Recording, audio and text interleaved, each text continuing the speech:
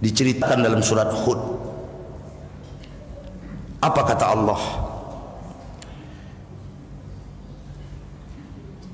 Dan ketika gelombang itu sudah sampai setinggi gunung. Jadi gelombang yang menimpa umat Nabi Nuh itu mengalahkan tsunami, Pak. Tsunami berapa tingginya?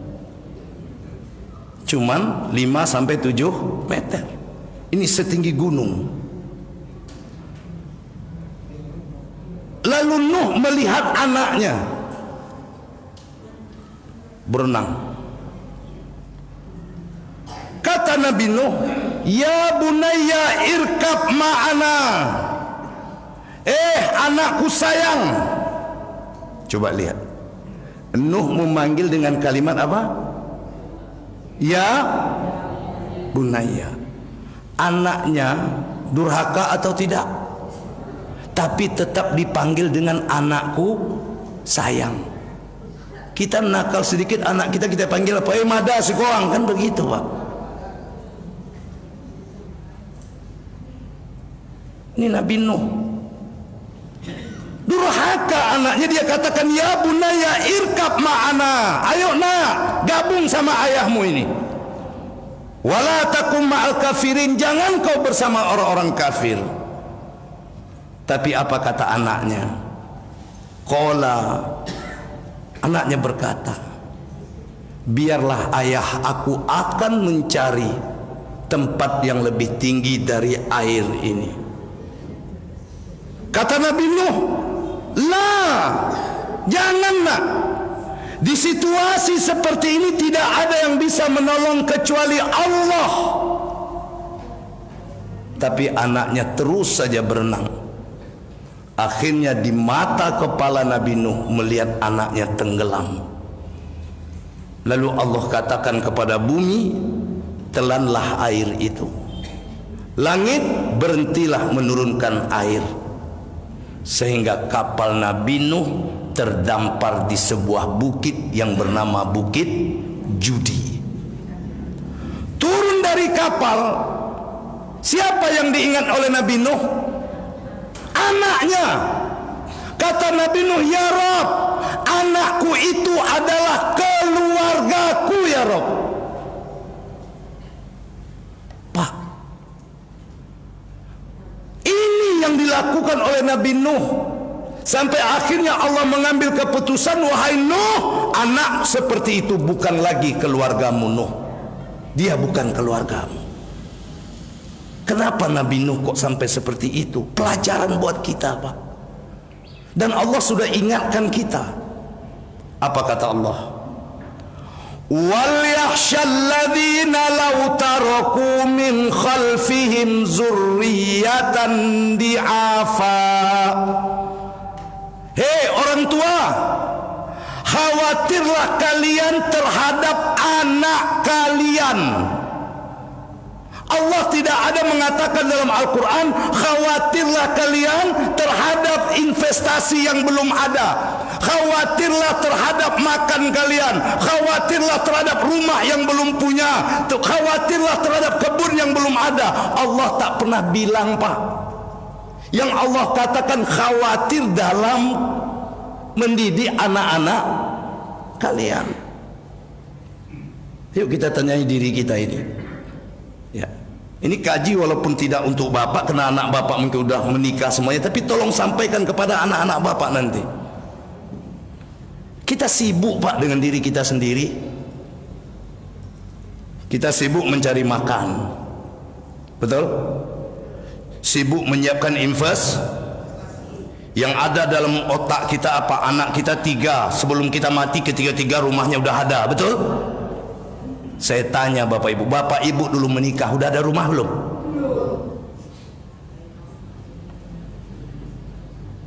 Oh Pak, itu ibu yang jawab.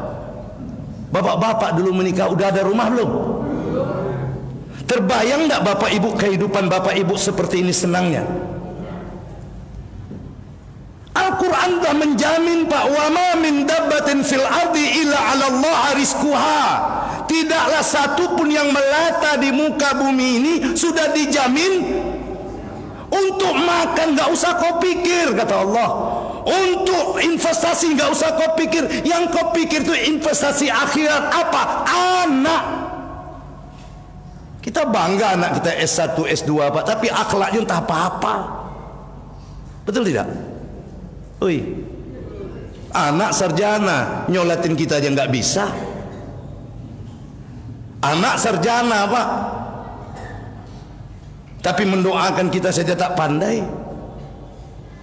Investasi terbesar itu anak.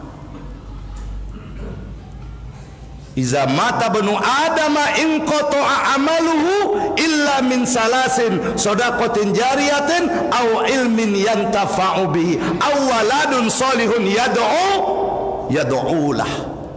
Mati kita Bapak Ibu, mati kita, tak ada yang bisa menolong kita kecuali ilmu, sedekah, dan anak yang soleh yang mendoakan kita.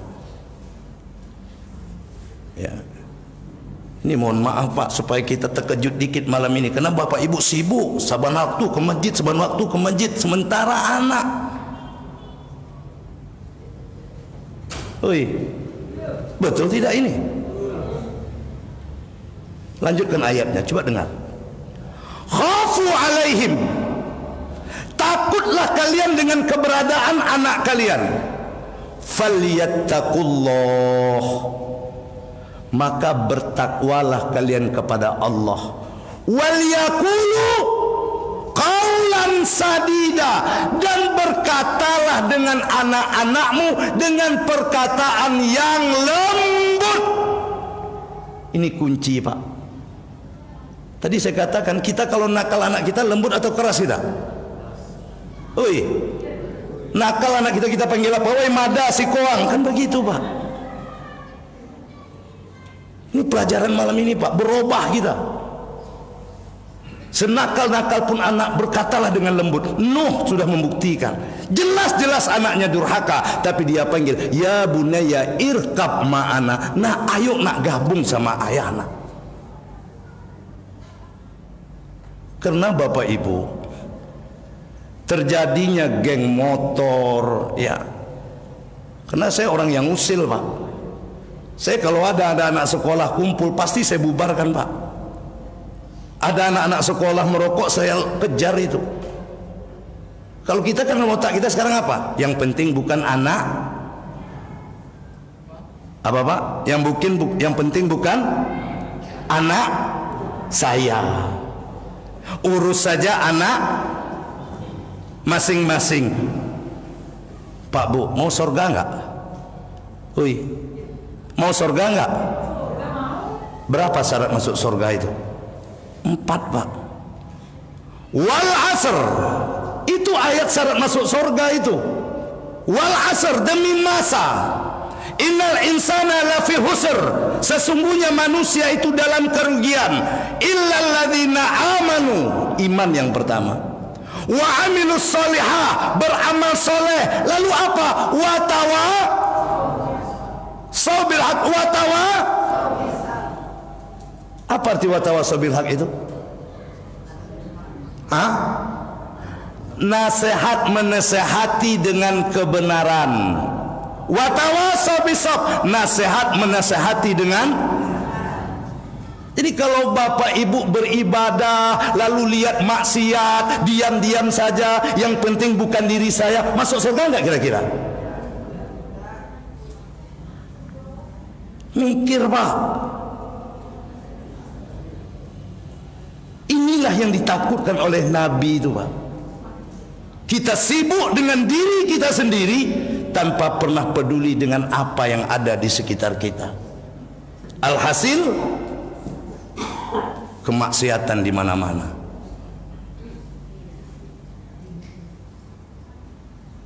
Pak Bu, hati-hati itu. Jadi kita mesti bersinergi Pak. Buat dalam hidup kita ini anak orang, anak kita, anak kita, anak orang. Kalau ada orang menasihati anak kita, alhamdulillah. Ini kan enggak, kau jangan aja anak din, ajalah anak kau surang. Katanya watawassaw bil haq watawassaw bis shaum. Ya. Ini anak-anak di sini dengan saya entah jengkel entah apa, saya nggak masalah Pak. Yang jelas itulah kerja saya. Ya. Kumpul, luar biasa. Ya. Nah Bapak Ibu, jadi Nabi Nuh saja durhaka anaknya, dia masih lembut. Makanya seluruh Ibrahim lembut. Ada surat khusus lagi di Quran, surat apa namanya? Luqman. Seluruh panggilannya ya bunayya, wahai anakku sayang. Karena ketika orang sudah mendapatkan kelembutan di dalam rumahnya, sudah tenang di dalam rumahnya, pasti dia takkan mencari rumah lain. Lalu kenapa hari ini banyak anak-anak liar? Jawabannya, di rumah dia tidak mendapatkan Coba Bapak Ibu sekarang punya anak di Medan kuliah, tiap hari nggak telepon mereka? Tiap hari nggak telepon? Enggak. Teleponnya kapan? Kalau ada perlu, terutama kalau uang.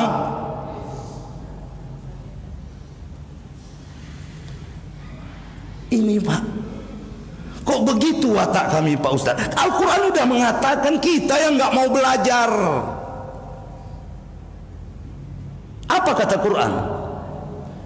Anak itu paling tidak dalam Al-Quranul Karim ini ada 4.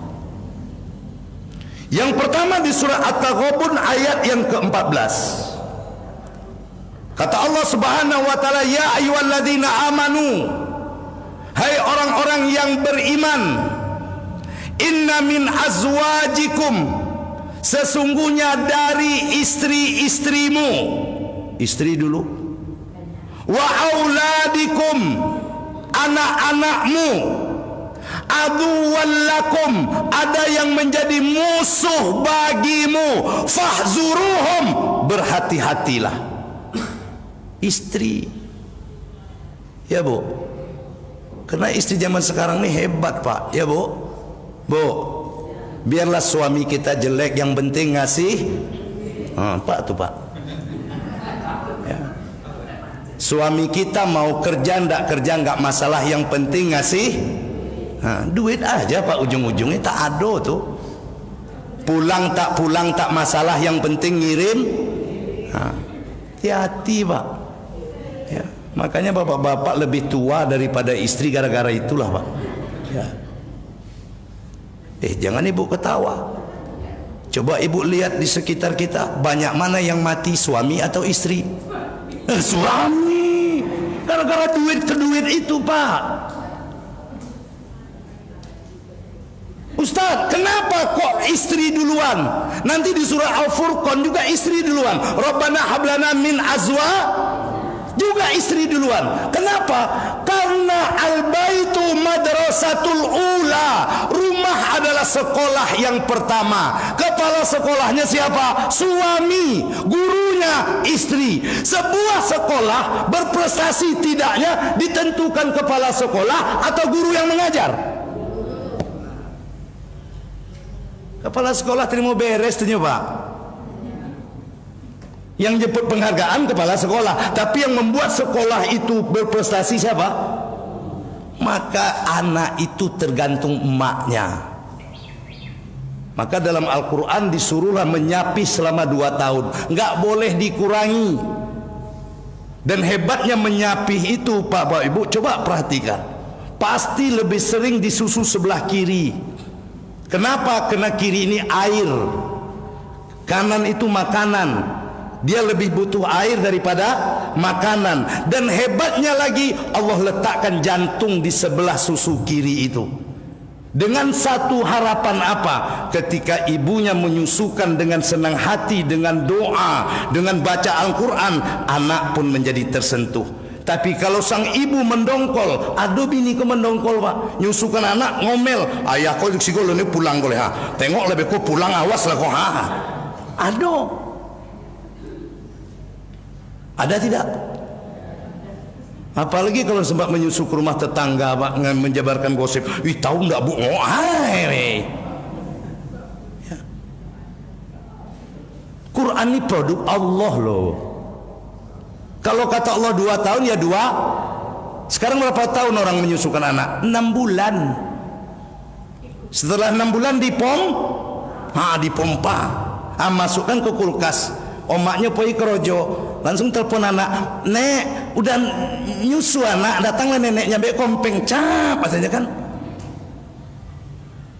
Kita nggak pernah sadar, Pak. Kita bangga dengan prestasi. Padahal nanti kita lihat tuh, apa tuh anak prestasi. Nah, kata Allah Subhanahu Wa Taala, hati-hati.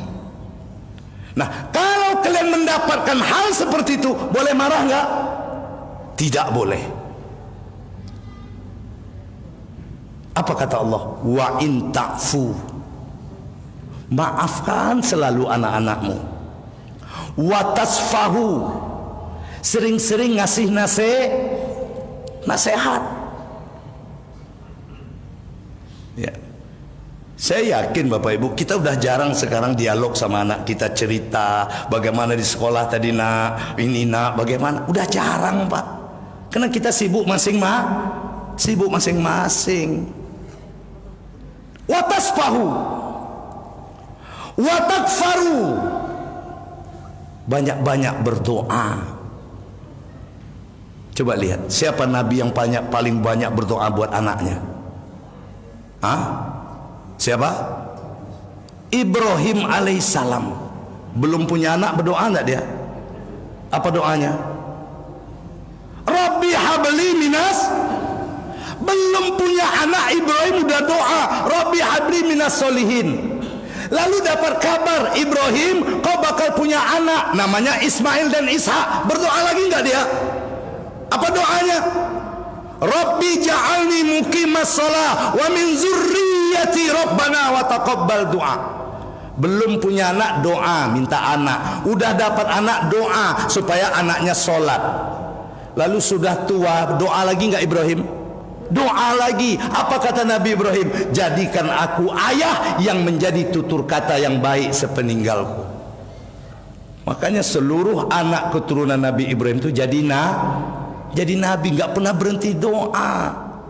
Ikhtiarnya juga luar biasa. Oh Pak, itu Ibrahim.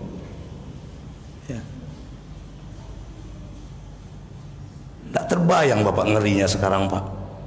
Lihatlah anak-anak SMA pulang sekolah kalau goncengan sama laki-laki. Pegangan apa enggak? Enggak tahu. Enggak pernah lihat Bapak, atau pura-pura enggak mau tahu? Goncengan karena laki-laki perempuan anak SMA pulang sekolah, berpegangan atau tidak? Kalah awak laki bini kok, Pak. Awak dulu bulan pertama berbini itu nak tolong omongang dah. Peganglah malu bang katanya kan. Sekarang enggak ada, Pak. Saya ikuti itu, Pak. Sampai di SPBU Sempang DPRD itu berhenti mereka, saya berhenti pula. Gelisah dia, Pak. Nanti bisa lihat foto. Ada saya foto langsung. Ya, kena ngerinya keadaan hari ini. Bertanyakah mamanya siapa kawannya pulang? Bertanyakah bapaknya siapa kawannya pulang? Enggak bertanya. Kenapa? Karena waktu pulang mama bapaknya tak di rumah, pergi wirid. Yang golak dobo, itu serius kok. Ya. Ini Pak keadaan sekarang ngeri, Pak.